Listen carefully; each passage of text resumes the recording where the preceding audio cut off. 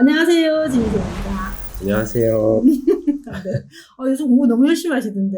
아닙니다. 항상 부족합니다. 더 열심히 하겠습니다. 네.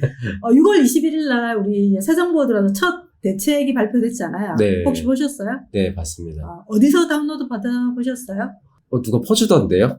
단톡방에 잘 올라오더라고요. 원고원 같은 경우는 이제 국토교통부에 들어가거나 네. 기획재정부에 들어가게 되면 그 보도자료가 들어가 있습니다. 그래서 원문들을 좀 꼼꼼히 읽어보는 습관들을 좀 하면 좋아요. 어디서 보는지를 사실 그런 거 잘 모르기 때문에 네, 어디서 봐야 될지 잘 몰랐어요. 보시는 분들 그 생각이 있으실 것 네. 같아서 국토교통부의 공지사항이랑 기획재정부 같은 경우에 거기에 공지사항이 있으면 확인해 보시면 될 것 같은데요. 여러분들도 보셨을 거고 저도 봤고 비슬로님도 보셨는데 네. 어떻든가요? 보기는 봤지만 무슨 내용인지는 사실 이해가 잘 안 돼가지고요. 살짝 우리 다주택자들을 위한 정책들은 많이 네. 없다라는 좀 생각이 좀 들었어요. 그래서 비슬로님도 그렇고 저도 그렇고 이제 부산에 살고 있잖아요. 네네. 근데 부산에 살고 있는데 서울에 물건을 하나 매수하고 싶다 이 생각들은 있잖아요, 다들. 네. 그런데 서울 물건 같은 경우는 투자금도 많이 들어가지만 가장 큰 문제는 이제 거주 요건이 없으면 세금을 많이 내야 되잖아요. 네. 그래서 이번에 보니까 상생 임대인 제도가 그 부분이 들어가 있더라고요. 그래서 굉장히 파격적인 제도인데 그 부분에 되려면 지금 똘똘한 한 채의 시장이 다시 열리겠다는 생각도 들어요. 왜냐면 내가 다주택자야. 그러면 내가 실제로 서울의 아파트를 사서 비과세를 틀 수 있다. 그러면 그만큼 좋은 투자는 없거든요. 그러면 잔잔바리는 다 매도를 하고 걔 하나만 남겨두는 거야. 그리고 내가 거주하지 않아도 걔는 비과세를 틀 수 있는 이번에 이제 첫 번째 대책에 그 내용이 나와서 그 부분에 좀 많은 투자자들이 관심을 가지지 않겠나. 그러면 못난이들이 시장에서 매물로 좀 더 지금 양도세 완화 부분하고 합해서 좀 나오지 않을까라는 생각도 좀 해보는데 그럼 계속 우리 시장을 좀 지켜봐야 되겠죠. 그렇죠? 네. 그래서 지금 그런 이제 원문들이 나오게 되면 원문을 통해서 여러분들 꼼꼼히 시장을 좀 보면서 시장이 이제 어떻게 움직이는지 생각했던 방향대로 움직일 수도 있고 안 그러면 더 조용할 수도 있고 이런 것들을 계속 여러분들이 질문을 하고 그 질문 속에서 실질적으로 시장이 움직이는 부분들을 매칭을 시키게 되면 공부가 돼요. 네. 그런 식으로 보면 좋지 않겠나 생각이 들고요. 우리 오늘 뭐 하기로 했죠? 저번 시간에 사실 시계열에 대해서 공부를 했잖아요. 그래서 네네. 저희가 영상을 찍은 지 조금 시간이 되기는 했는데 그동안에 KB나 부동산원에서 시계열이 계속 업데이트가 됐는데 그거 다들 확인해 보셨는지 잘 모르겠네요. 시계열상으로 해서 시장의 흐름을 파악하는 걸 우리가 저번에 했는데 이번 시간에는 그 시계열 말고 네. 또 다른 것으로 시장 흐름을 분석할 수 있는 방법을 선생님께서 알려주시겠다고 하셔서 그 전에 우리 잊어버렸을 거야. 아마 시계열에 관련돼서. 네. 시계열의 데이터를 제공하고 있는 데가 지금 세 군데 있잖아요. 그죠? 네. 부동산 지인 있고, 그 다음에 KB 부동산원 요 세 군데인데, 요 시계열에 만드는, 그러니까 증감이죠. 시세 증감을 만드는 재료, 요거 한번 우리 짚고 넘어가 봅시다. 네. 그래야만이 요 재료보다 우리가 좀 더 빠르게 시장을 읽을 수 있는 또 지표를 알 수가 있는 거잖아요. 네. 그러면 이 시계열을 만드는 재료가 시세잖아요. 네. 그 시세의 일주일, 10일 기간의 증감을 시계열로 표현을 하는 거니까, 그러면 요 시세를 만드는 재료가 각각 다르다고 말씀드렸잖아요. 네. KB 같은 경우는 이제 중개사님들한테 설문을 하고, 그 다음에 부동산원 같은 경우는 이제 실거래를 기반으로 하고, 부동산 지인 같은 경우는 실거래랑 매물을 기반으로 한다 얘기했었잖아요. 그러면 시장에서 실거래가 되고 나서 그 실거래가 이제 중개사님이 신고를 하고 그 신고한 것들을 각 기관마다 받아서 시세를 만들고 만든 시세를 갖고 또 이렇게 증감에 대해서 시계를 반영하고 이렇기 때문에 시간이 시장에서 우리가 실거래가 이루어져서 이게 실거래에 반영이 돼서 고객과는 시차가 존재하겠죠. 네. 시차가 존재하기 때문에 그러면 요거보다 좀 빠른 지표는 뭘까요? 실거래? 그쵸. 네. 왜냐면 재료가 됐던 완전 원소수죠. 원소수가 실거래입니다. 그죠? 네. 그래서 우리가 좀 더 빠르게, 예를 들면 지금 2022년 6월 달이에요. 그죠? 6월 달이지만 실거래를 보는 건 아마 5월 달 거래를 볼 거예요. 네. 그렇잖아요? 네. 왜냐면 5월 달 거래 같은 경우도 신고일 30일 때문에 6월 말이 되어야지 5월 달 거래가 다 수집이 되는 거잖아요. 그러니까 아직 집계 중인 게 5월 달이기 때문에 5월 달을 볼 건데 좀 빠른 사람처럼 6월달도 보기도 해요. 6월달 아직 수집이 얼마 안 됐지만 지금 6월달에 그래도 거래가 좀 많이 되고 있는 지역들이 어딘지를 좀 보기도 하거든요. 왜냐면 5월달에 거래는 별로 안 되는데 6월달에 거래가 되는 경우가 가끔 있어요. 그렇기 때문에 저는 이제 5월달도 보고 6월달도 봅니다. 그러면 시장을 좀 더 빠르게 지금 어디가 거래가 되는지를 좀 알 수가 있잖아요. 그래서 5월달에 계속 우리가 시계를 봐왔다 그러면 거래가 많이 된 지역들이 방에 불이 들어왔을 거고, 근데 6월 달에는 생각보다 5월 달에는 없었는데 6월 달에 갑자기 뜨는 지역이 있을 수 있잖아요. 네. 그러면 이 지역 같은 경우는 조금 시차를 두고 6월 말이라든지 이런 식으로 이제 시계를 불이 들어올 수가 있잖아요. 네. 그런 식으로 실거래되는 지역과 단지들을 좀 살펴봅니다. 그러면 시장에서 지금 요 지역과 이 단지들이 지금 거래가 되고 있구나. 그러면 이것들이 지속되면 시계를 불이 들어올 거거든요. 네. 그래서 일단 먼저는 조금 시계보다 빨리 움직이는 거는 실거래다라는 네. 좀 알 수가 있죠. 그러면 실거래를 보면은 음. 그 지역의 거래가 많아지면서 이제 가격의 흐름이 움직일 수 있는 가능성이 높아지는 거잖아요. 그렇죠, 그렇죠. 저도 아까 선생님 말씀하실 때 지역을 보고 단지까지 보신다고 하셨는데 네네. 그 단지의 거래량이 많은지 적은지는 그건 어떻게 알 수가 있어요? 그것도 데이터상에서 확인이 나오죠. 가능한 건가요? 예를 들면 부동산 지인의 그 차트에 들어가면 단지 차트 밑에 거래량이 나와요. 그래서 예를 들면 그 아파트가 15년 됐다. 네. 그러면 15년 됐을 때 그 거래량 카운트들이 됩니다. 그러면 최근에 들어왔을 때 거래량이 평균보다는 좀 더 거래가 많이 되고 있는지 보여요. 그런 식으로 이제 실질적으로 이 아파트가 거래가 거의 안 되고 있었는데 최근에 들어서 거래가 좀 많이 되고 있네. 이런 식으로 확인이 눈으로 가능합니다. 그건 부동산 지인 프리미엄에서 확인을 아니, 할 프리미엄 수 있는- 아니어도 기본적으로 단지 차트에 들어가면 다 확인이 가능해요. 아. 한번 볼까요? 네. 부동산 지인 무료 사이트가 있거든요. 네. 부동산 지인 여기 보면 아파트 분석이라고 있습니다. 아파트 분석으로 들어가게 되면 아파트들이 나와요. 그러면 지역을 하나 선택을 해보겠습니다. 그래도 가장 거래가 많이 되고 있는 전북 군산으로 한번 들어가 보겠습니다. 전북 군산으로 들어가서 아파트를 하나 눌러볼게요. 이 아파트를 하나 눌러보겠습니다. 이 편한 세상 오션시티라는 아파트인 건데요. 그러면 여기 보면 실거래 정보가 나오죠. 실거래 정보가 나오는데 이 실거래 정보를 전체로 해놓고 보게 되면 요 밑에 보면 카운트 보이시나요? 여기 보면 거래 건수가 이때 좀 거래가 많았었어요. 네. 여기 제가 범례를 해보게 되면 여기 보면 여기가 매물 건수 이건 보이시죠? 네. 그다음에 매물 건수인데 실거래 건수가 있어요. 여기 실거래 건수 네. 있죠. 실거래 건수가 전세가 핑크 색깔이에요. 네. 그다음에 파란 색깔이 매매 건수예요. 네. 그래서 얘네들이 지금 일단 다른 걸 한번 꺼볼게요. 꺼보는 게 눈에 또 잘 들어오겠죠.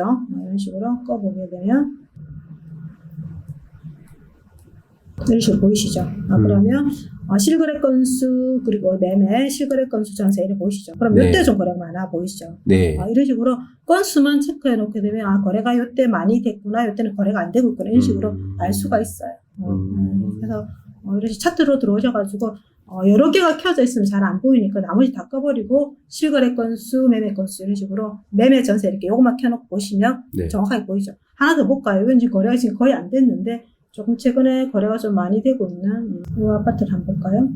최근에 보니까 뭐 거래 건수 그리 많지는 않은데 여기 보면 이때 이제 5건 한 건 여기 보면 5건 한 건 이런 식으로 보이시죠? 네. 이런 식으로 아파트가 추이적으로 언제가 거래가 좀 많이 돼? 이때가 지금 전월세가 좀 거래가 많이 됐네. 이런 식으로 이제 건수들을 이제 전체 쭉 이렇게 십몇 년씩 보면서 이제 거래 건수가 좀 많은 기간을 구분해 볼 수가 있다라는 거죠. 그러면은 지역의 거래량이 많고 그 지역에 들어가서 방금 하신 것처럼 그 지역에 들어가서 거기서 아파트를 보면은 이제 아파트가 사실 이렇게 나열이 쫙 되어 있으니까 네네. 거기에서 처음에 움직일 때는 대장 아파트가 먼저 움직일 테니 그 지역에서 좋은 아파트, 대장 아파트들이 정말 거래가 많이 되는지 그런 걸 확인하면은 이 시장이 지금 움직이려고 하는지 안 움직이려고 하는지를 확인할 수 있겠네요. 그렇죠. 그렇기도 하고 지금 같은 경우는 이제 규제가 많잖아요. 네. 그러다 보니까 이제 다주택자들이 매수하기가 힘들잖아요. 네. 그러다 공시지가 1억 이하로 대장들이 먼저 가야 되는데 공시지가 1억 이하로 먼저 가는 경우도 있어요. 그래서 그건 조금 지금의 트렌드적인 부분인데 그래서 저는 예를 들면 이제 프리미엄에 들어오게 되면 아파트 실거래 증가함을 보게 되면 최근에 거래가 많이 되고 있는 아파트가 나오잖아요. 네.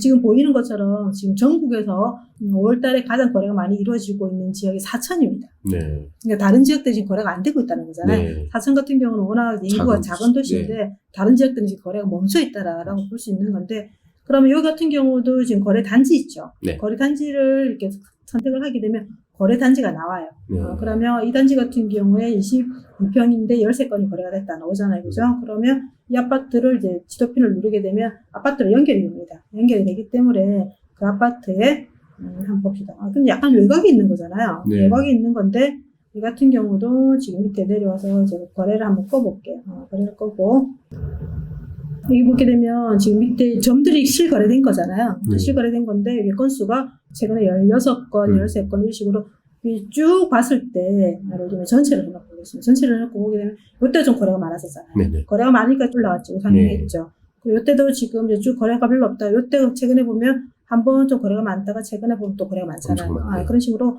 그럼 이때 한번 튀겠구나라는 생각이 드는 거죠. 그래서 시장을 봤을 때, 아파트를 봤을 때, 이때 2007년도 거래가 많았고, 지금 거의 몇 년입니까? 지금 또 다시 거래가 네. 많잖아요. 그러니까 사이클이 좀 굉장히 긴 거죠. 그래서 이런 식으로 거래가, 뜨문뜨문 지금 거래가 되는 것들이, 지금 거래 많이 된다, 안 된다? 지금 많이 되고 있네요. 그쵸. 네. 이게 확인이 가능하다는 거죠.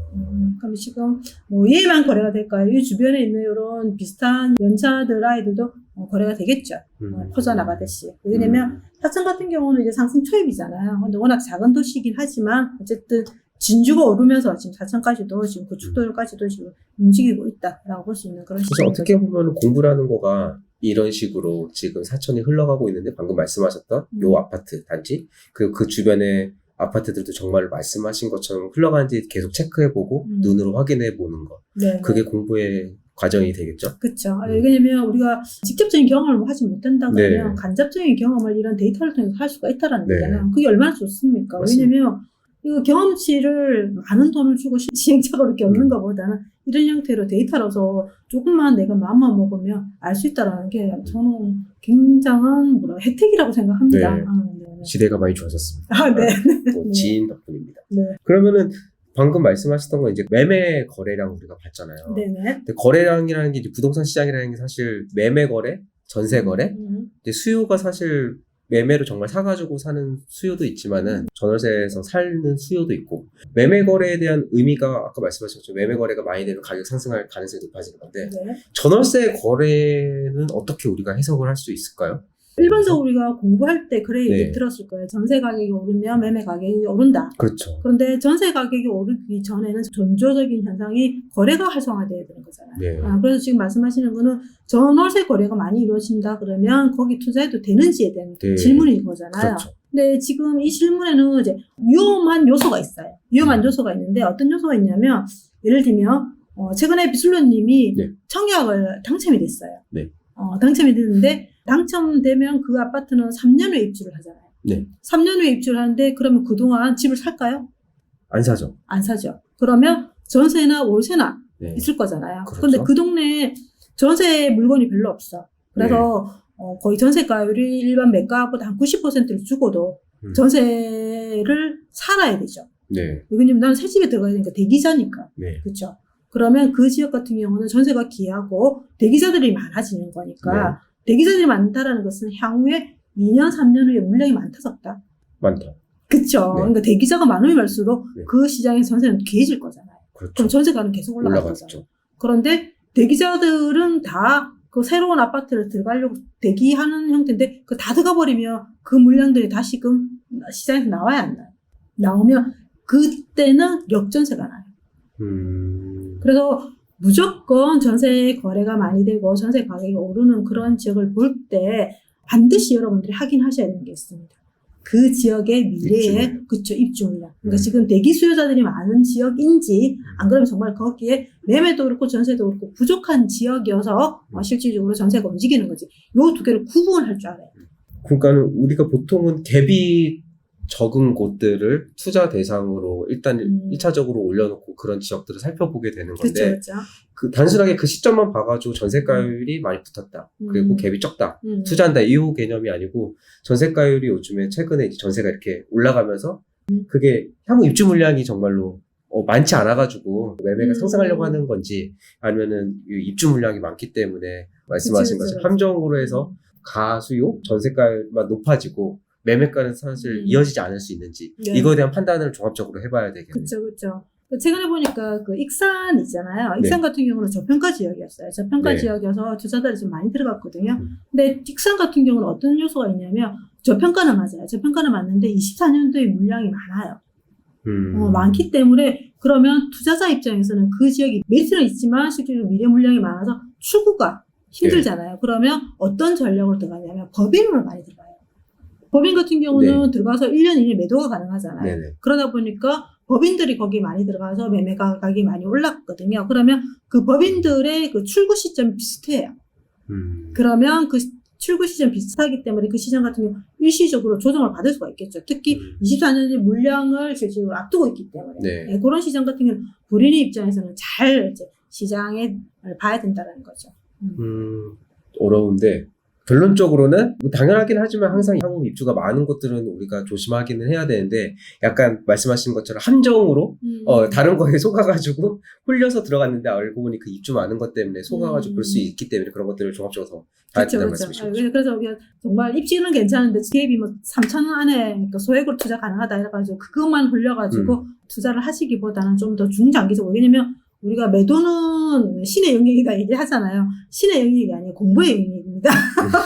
공부의 영역. 왜냐면 좀 더 시장에서 이제 2년 후에 일어날 수 있는 그런 상황에 대한 부분들을 내가 시뮬레이션하고 좀 더 분석한다 그러면 충분히 해지할 수 있거든요. 그렇기 때문에 좀 더 공부가 필요하다라고 볼 수 있는 거죠.